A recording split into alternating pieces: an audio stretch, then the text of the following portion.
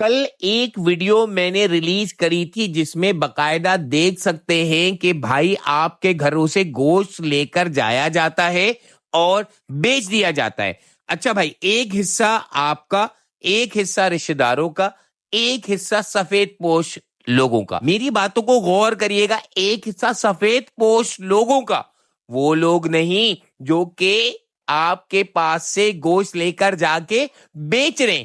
اب ان میں سے کچھ لوگوں نے کمنٹ کرا, بھائی جان آپ نے گوشت دے دیا, اب ان کی مرضی یہ بیچے یا کچھ بھی کریں. مطلب بھائی اگلا بندہ یہ بھی تو کر سکتا تھا کہ میرے پاس جو گوشت ہے زیادہ ہو گیا, میرے حساب سے میں کسی اور کو دے دوں, غریب کو, یا کوئی ایسے مستحق کو دے دوں جس نے کھانا نہیں کھایا, جس کے گھر پہ گوشت سالوں پہ پکتا ہے. مگر یہ نہیں ہوا, باقاعدہ اس گوشت کو بیچا جا رہا مارکیٹ میں اپنی مرضی کے حساب سے. مطلب اس کو بھی بزنس بنا لیا گیا. اب بہت سے لوگ اتر گئے کہ بھائی جان یہ صحیح ہے یا غلط ہے. میں پبلک کے اوپر چھوڑتا ہوں کہ بھائی جان یہ صحیح ہے یا غلط ہے. ہم ان کو دیں جو مستحق ہیں یا ان کو دیں جو کہ بیچ رہے ہیں؟ بھائی جان ذرا کمنٹ میں آ جائیں اور بتائیں.